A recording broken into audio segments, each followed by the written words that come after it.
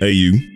Engineering is just over the horizon, and I want to run you through the experience, get my hands on it, and maybe paint the picture of what you'll be running into. Aight. For all these years, you either flown a ship or been a turret gunner on one. In a few cases, you might have been a tractor beam operator, but that's just kind of been it as far as crew assignments, which is more than what you get in the majority of ships and space games. But now, the engineering console that's been saying coming soon for the longest is in testing, and man, is it a game changer. And people say everything's a game changer, but this one I hear.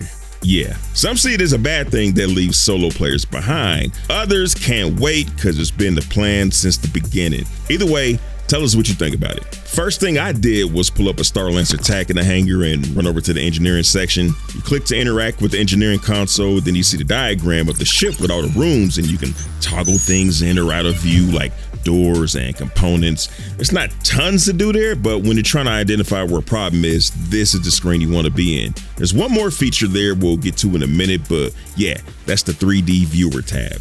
The next tab is the settings tab, which pretty much looks like an extended version of the system's power screen in your MFDs already. What's dope about it is, say you're in a situation where you need to get moving fast, you can run into your ship, run into a console, open up the settings screen, and crank up the power, engines, and shields while your buddy runs to the bridge. And while they're doing that, the shields are generating and the engines are running, so by the time they sit down, all they gotta do is take off. Much better than running to the pilot seat, cranking up all the systems, making sure you got pips to everything you need in situations where every second counts. The settings tab is probably where engineers will spend most of their time. Reason being is that every single pip of power that you add into the different systems costs you a big chunk of your cooler's capacity. For example, I was in the Crusader Intrepid with 1 pip to weapons, 1 pip to engines, shields and radar were powered off, and life support was on. That's it, 3 pips. Well, that took 64% of my cooler's capacity. 64!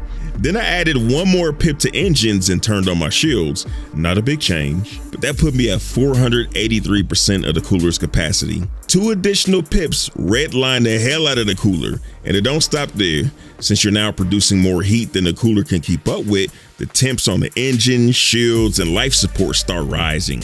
And soon enough, you're at 600, 700, 1,000% of cooler capacity. So that little change in your cooler is completely overwhelmed, and now you got 2 options. You can cut off the shields, which is where most of the heat came from, or you can overclock the cooler. Yes, overclocking has returned from the early days of Star Citizen. Overclocking your cooler will increase its output and get those temps under control, and all is well. Except that puts more wear and tear on your cooler. And if you go back to the 3D viewer, you can click on the cooler and see its integrity dropping. All of your components have an icon with a % next to it. There's no text label, but it's got to be integrity or maybe wear and tear. We'll just call it integrity for now. Integrity. And if those components are running, the number next to it is slowly falling, aka it's slowly losing integrity. In the Intrepid, it was about 1/100% every 11 seconds, which means it takes about 28 hours of running till you hit 0 for that component. Pretty unlikely that you'll be in the ship long enough without repairing it to actually hit 0 and get complete failure, but not impossible. Anywho, the reason I brought that up is that overclocking the components speeds up how fast that number drops, so obviously you don't want to overclock components for extended amounts of time.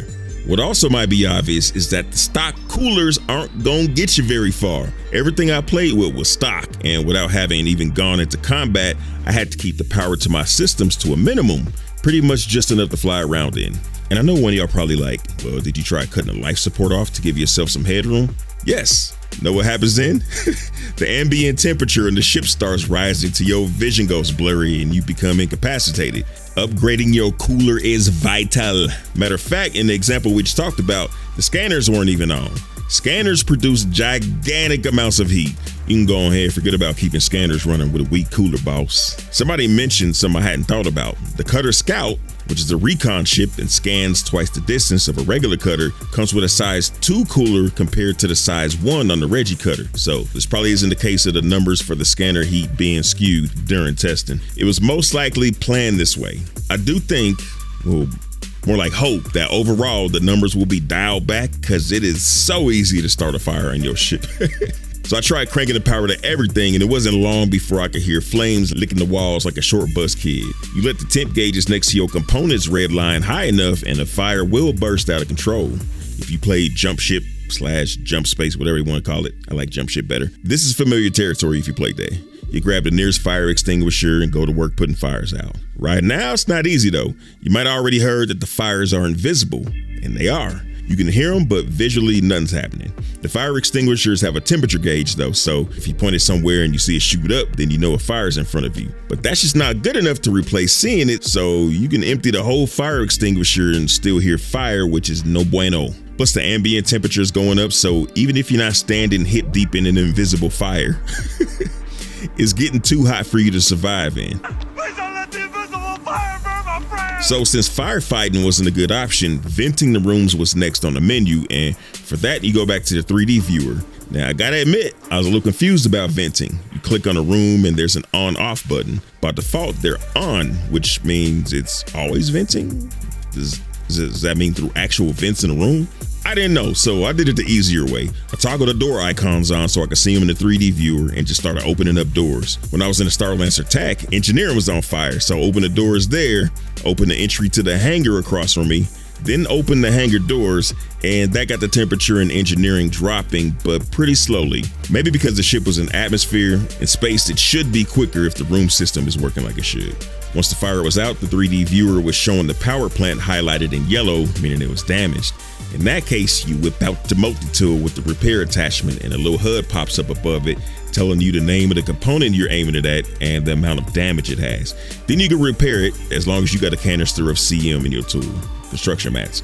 But it's like when your character gets an injury, you can repair it up to a certain point, but for a full repair, you gotta take it to a hangar or landing pad and do it that way. So keeping your eye on temperatures, pretty critical.